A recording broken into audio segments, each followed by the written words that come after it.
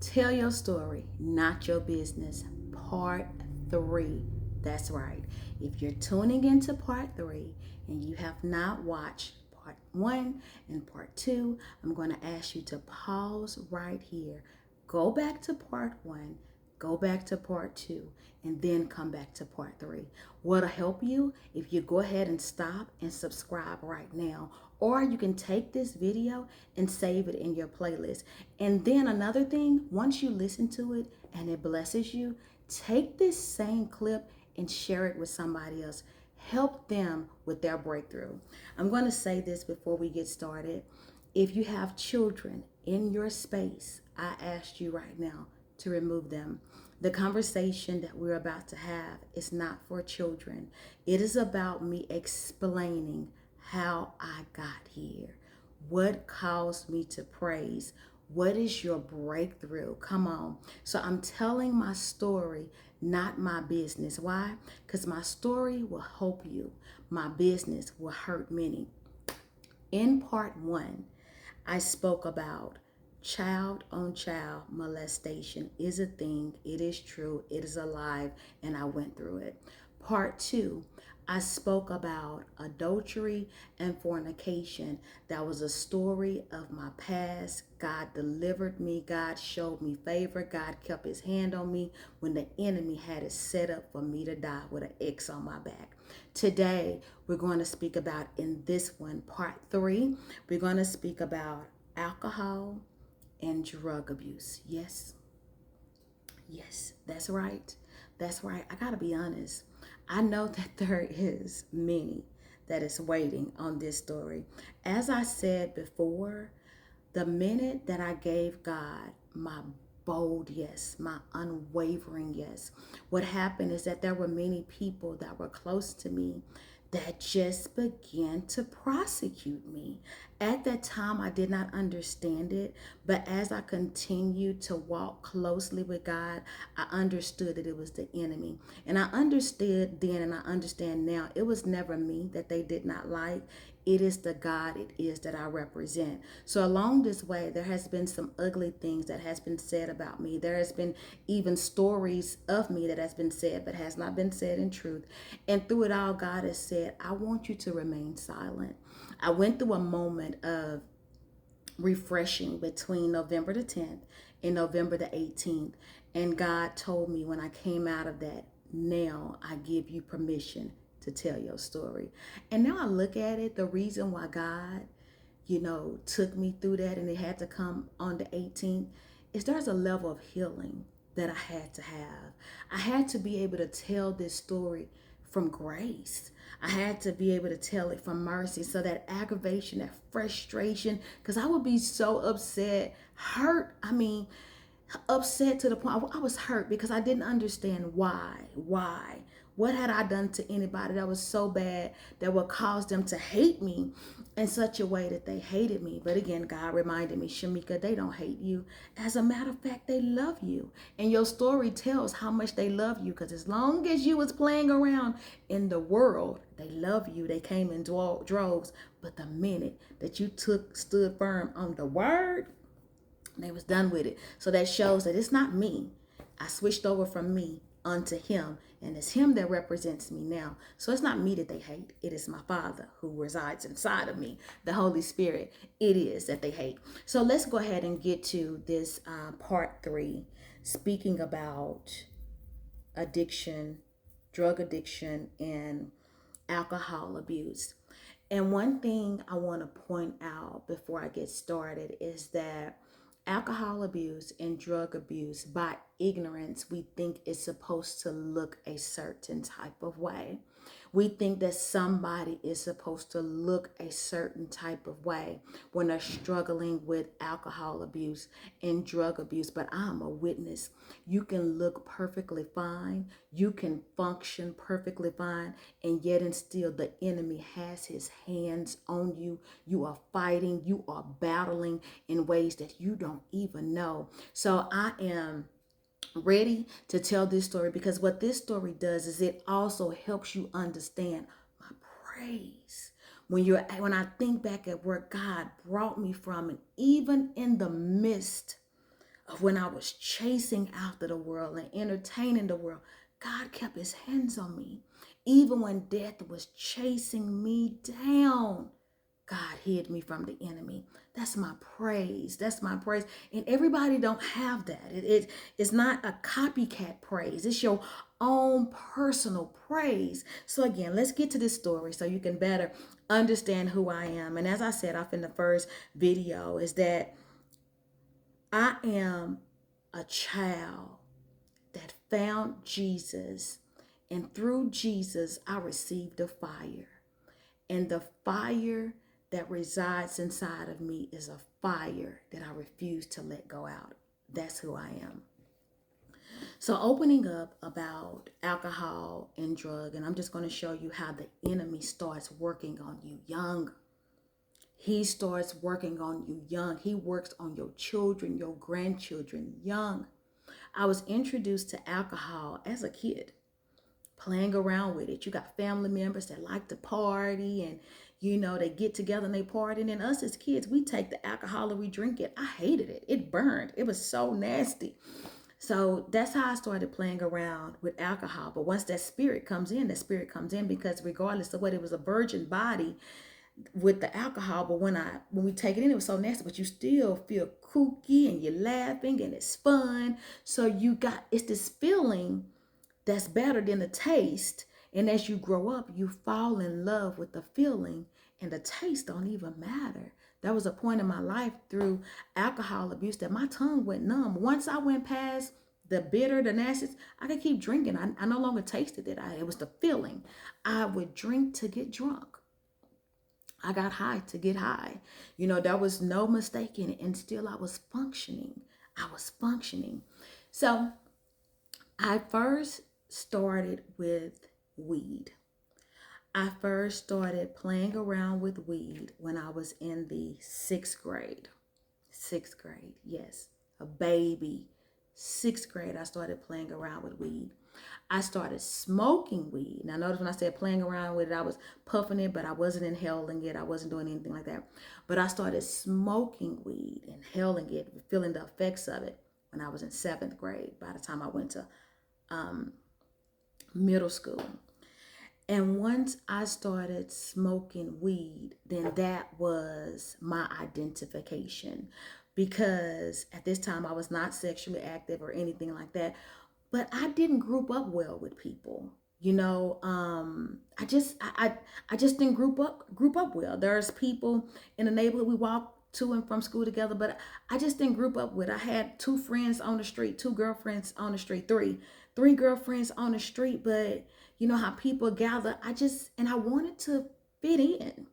I wanted to fit in. That love language. You want to be accepted, you want to fit in. And I felt absolutely odd. There's nothing about me that resembles these people that's around me. But once I started getting high, then that set me off in a space with other kids that were getting high.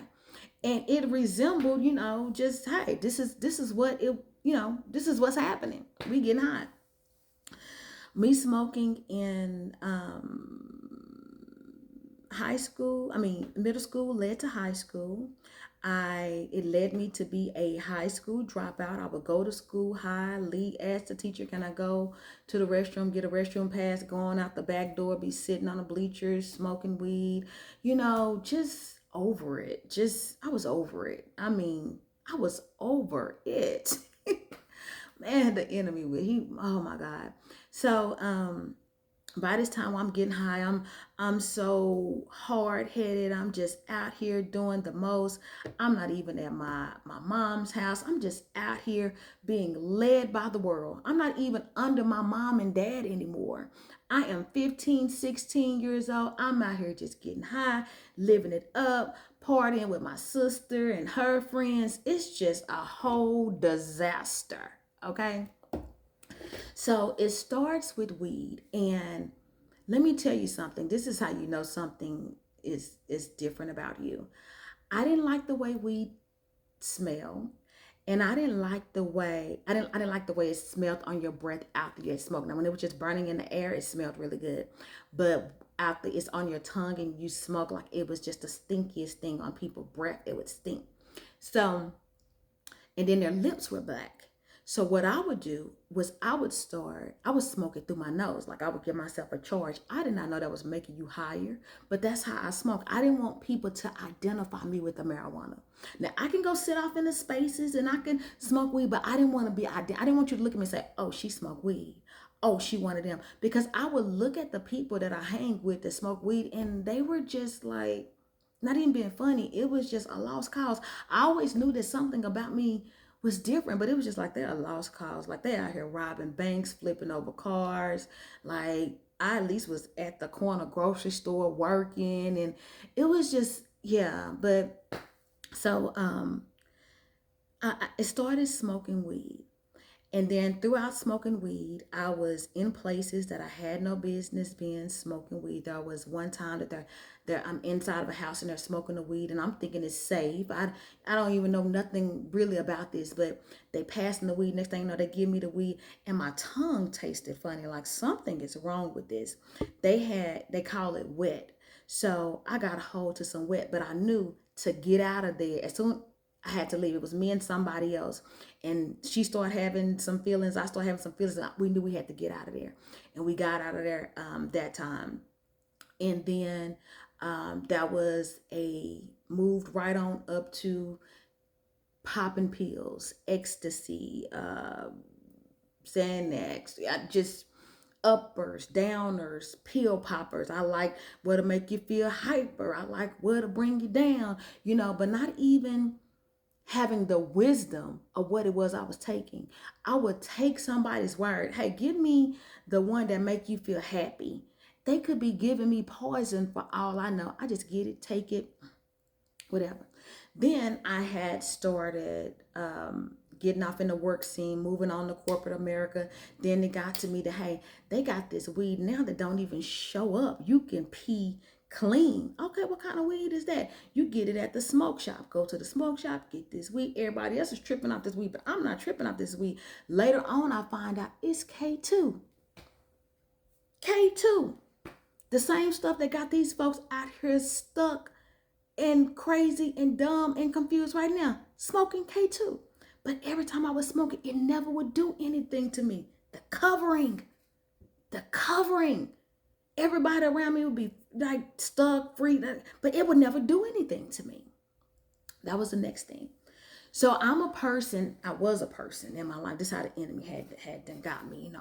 My mouth just so cocky and fly, and if nobody know who they are, Shamika know who I am. So when something came across my mind, if I wanted to do something, I was going to do it. If I thought of it and I'm wanting to do it, I'm wanting to do it. So I went through this season of I wanted to try cocaine.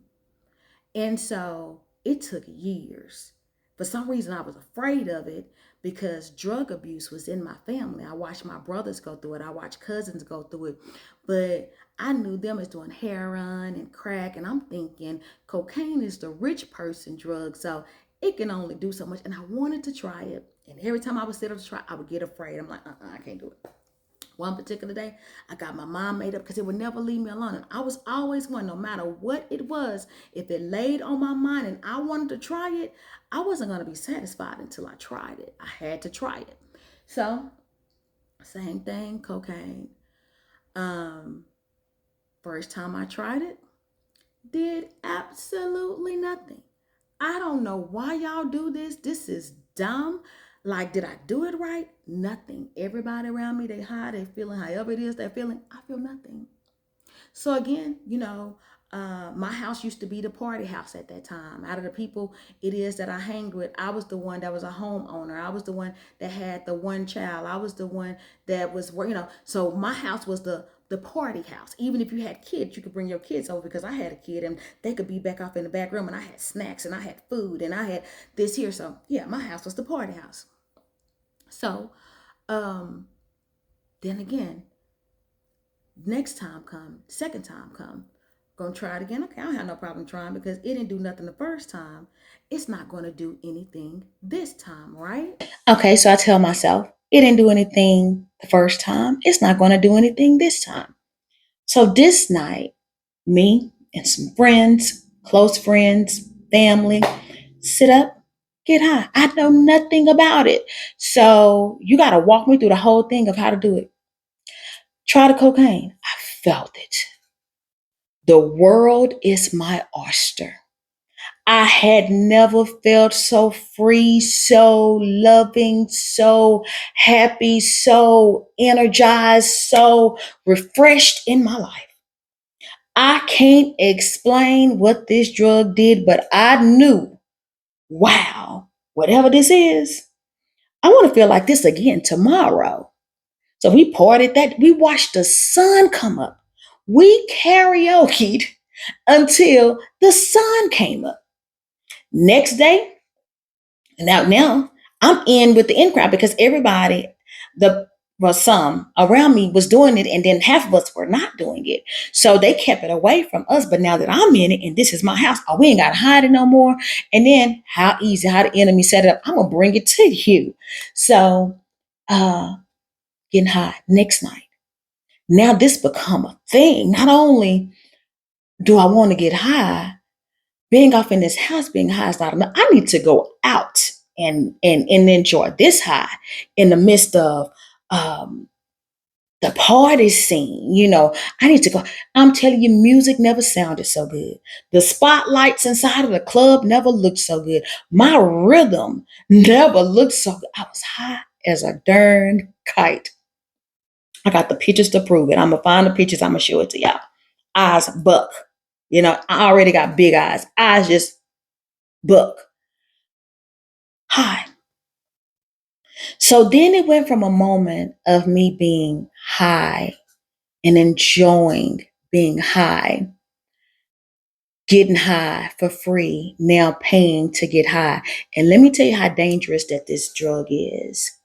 It's because now I'm inside of corporate America, and corporate America has people that like to get high but don't know how to get the high. So yeah, they would ask me for a connect, and then I would give them my connect, and then for giving them my connect, they'd give me a little. I wasn't even having to pay for it anymore. The enemy made it so easy to stay high, to stay high. So it got to the point that I would be up all night, that I would even have to get high to go to work, to just, pop up and go to work. So I'm at work high. I'm coming home high. And then when I finally would crash, I would be asleep for just, I can't even pull it together, y'all. I've been asleep for about 3 days. So then something happened after being off in a season of just being high. I started, when I first started getting high, it was always around people and it was going out to the club being fun. Then I would start coming home getting high and then being off in the room by myself. And that is where the depression started happening. Something started happening. The shift started happening. And I could remember getting high. And the minute that I would get high, I no longer wanted to be high. And I would pray and I would cry and I would say, why am I doing this? How did I end up here? And then I would do a test on myself to see, are you addicted to this? So let me see if I can go a day. I can go a day. Let me see if I can go 2 days. Let me go 2 days. Let me see if I can go 3 days. 3 days, by this time I want to get high again. There's a problem. So then now I'm no longer bringing it into the workplace, and then I'm spending money to get high off of cocaine, to the point of where the person it is that that I trust, that's able to get it for me, if he's out of it, then I'm taking somebody else's word, getting it from them. And yeah, it could have went bad. What this person is lacing it with, it could have went bad, so bad, but God kept his hand on me. And I remember sitting up in those nights and I would cry because I would say, who am I? How did I get here? And then now I went from a circle of, we were partying and we was drinking, but now the whole circle getting high. And then the whole circle was out of control. I mean, just getting high. Like at some, you had to have borders to things of what it is that you were doing. Thank God that whatever it was I was doing in the world, it never restricted me from being a mother.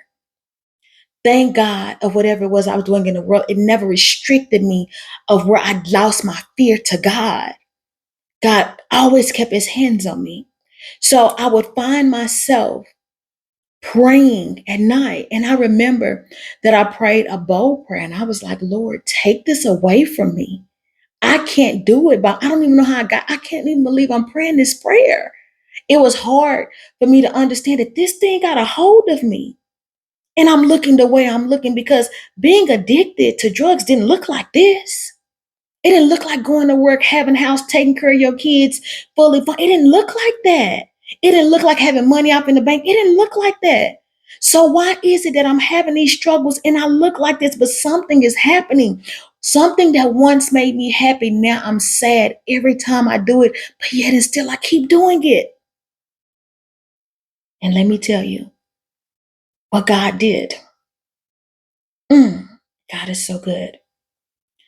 The doctors had said that I was 99.9 whatever chance of being able to have a child. Like my chances of being able to have a child were absolute null, far and in between. All of a sudden, I prayed that prayer and I found that I was pregnant. One thing that God had gifted me with, and I'll go into it later about me understanding the meaning of life. And I had made some mistakes previously, and I knew certain things I could not do ever again. And I knew I had to have this child. And I did not believe in children suffering behind my mistakes. Even with my son, with raising him and the things it was I was doing, even if I was without, he wasn't going to be hungry. Even if I was brokenhearted, he wasn't going to feel it because you're not going to struggle, suffer behind my mistakes. So the minute that I found out that I was pregnant, after coming back from being high, I knew that the drugs had to stop. God gave me 9 months that it took to cleanse me out. 9 months cleansed me out. During this time, before I even knew I was having a daughter, in my sleep, I heard my love, and I have a habit of writing things on my mirror. Even if I don't understand it then, it'll come to me later. And I wrote my love on my mirror, MYILUV, not knowing that would be my daughter's name, that he was giving me a daughter. That daughter changed the course of my life. Because had it not been for life coming into my body that God gifted me, then I don't know where I would be. Because I was battling with the enemy and he had a hold of me.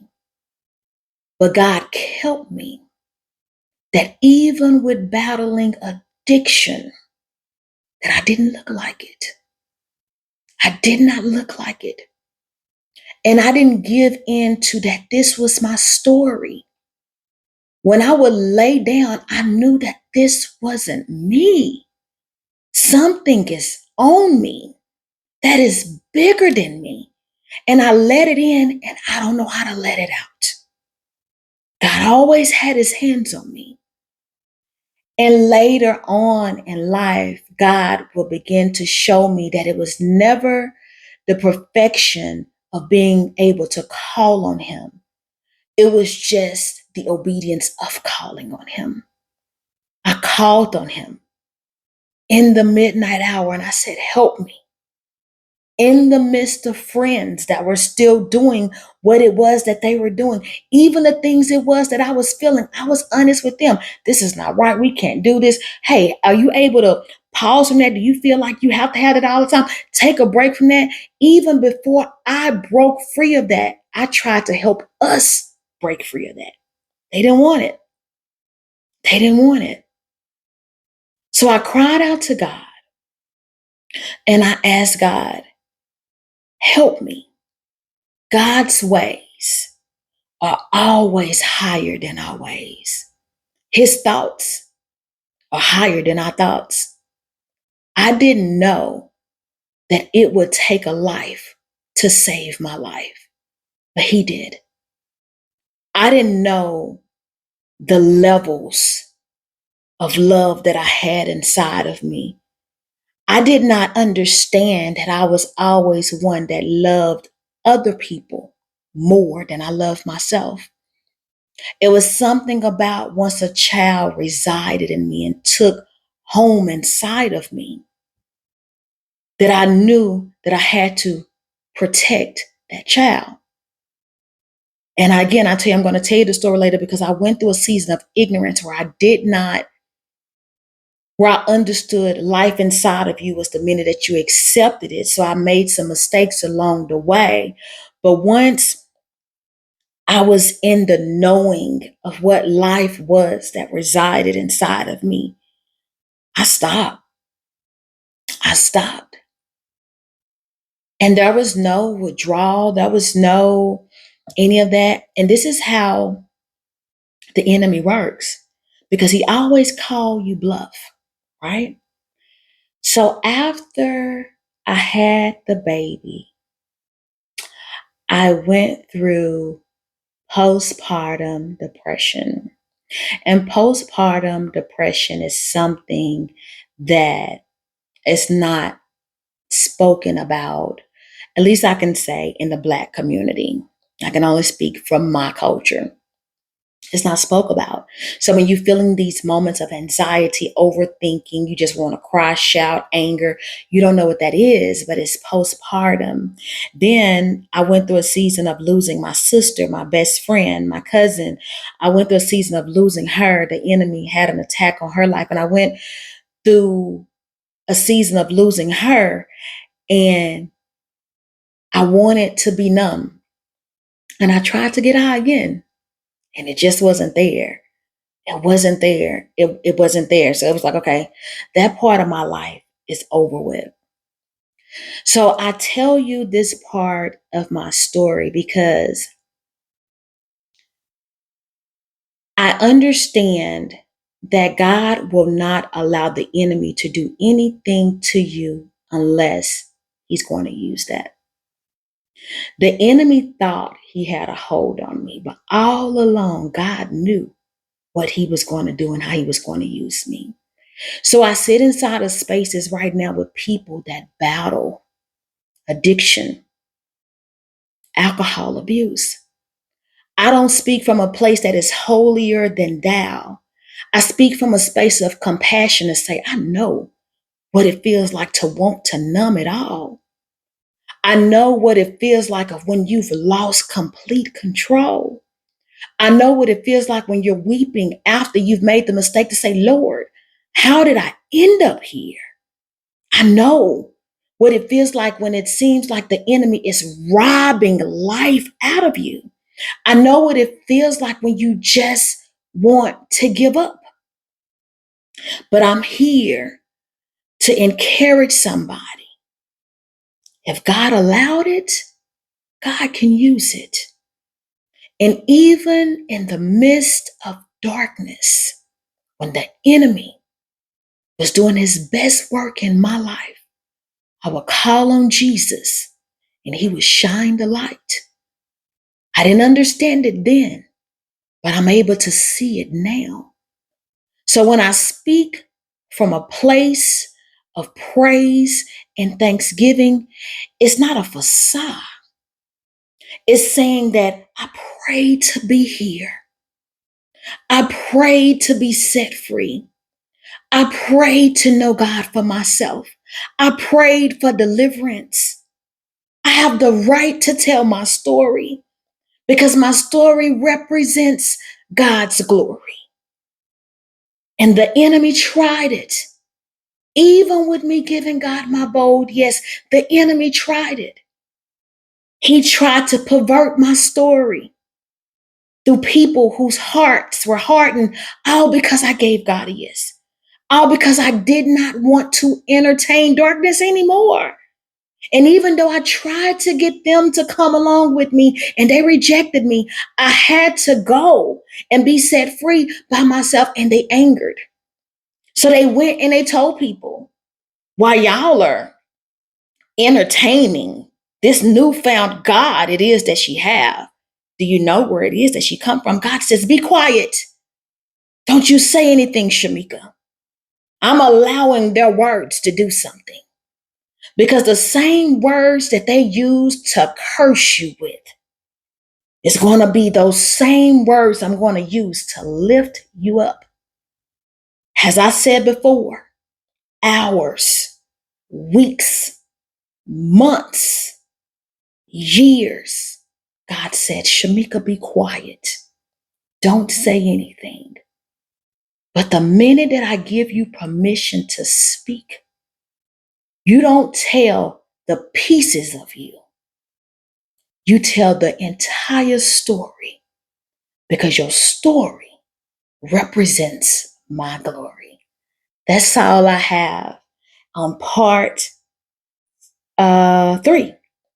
That's all I have. That's all I have. Hey, I'm here to remind you, if God did it for me, I'm a walking, living testimony.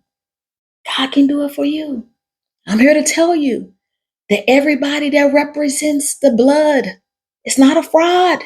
Everybody that call on the name of Jesus is not doing it for the crowd. There are some people that are walking amongst you that are truly walking in the Spirit with the Spirit. Ask God to open up your eyes. Ask God to open up your ears. Ask God to create in you a new heart. God did it for me. I couldn't lay down the addiction. I tried it. I couldn't do it. I wasn't strong enough. I wasn't strong enough. God laid it down. And when God laid it down, that's how I'm able to come back and tell you my story. See, there's a lot of people that walk through things and they laid it down, but they walk around with condemnation. They wouldn't dare tell you that they ever tried cocaine, was addicted to cocaine. They will never tell you that. They'll say, oh, I tried a little weed, but they won't tell you what it is that they've walked through. People don't know that they could be set free and used by the kingdom unless you tell them your story. I'm here to tell the world, that same world that tried to trap me and steal from me and rob life from me. I'm here to tell it that I won. I came out on the other side. I came out in victory. I came out washed. God put a new speech in my mouth. My heart is different. My love language is different. And I got a story to prove it. God is so good. God is so good. God is so on time. So, in closing on today, I ask you this. Go out in this world and love somebody. Why? Because we live in a world that needs love. And believe it or not, you have the love that is able to help somebody get up, look up, and be up. God has us all on assignment. And that is assignment is to lead people to victory, to lead people to his arms through conviction, not condemnation. You may have went through it, but that's not your final chapter. There is something on the other side of it. Stop trying to figure it out. Slap dead in the middle of it. Call on Jesus. Call on Jesus. Jesus freed me. And the same Jesus that freed me is the same Jesus that can free you. But not only did he free me, he gave me speech to free somebody else. I love you. I love you. I love you so much. But the truth is that I serve a God that loves us so much more. If you haven't yet subscribed, please subscribe. If you haven't shared this video, please take it, snip it, and share it. If you haven't saved it or created a playlist inside of YouTube, today is a great day to save a playlist. You want to go back to some inspiration. Here inside of this group, it is wrapped in inspiration. It is wrapped in love. I don't know how many more parts we have, but there's more to go to tell the story. Because what God has promised that if you tell the story to define the praise, then people can better understand the praise. But I wasn't able to tell the story until he gave me permission. I love you. Have an amazing day and be ready for part 4 coming soon. I love you. Have a good day.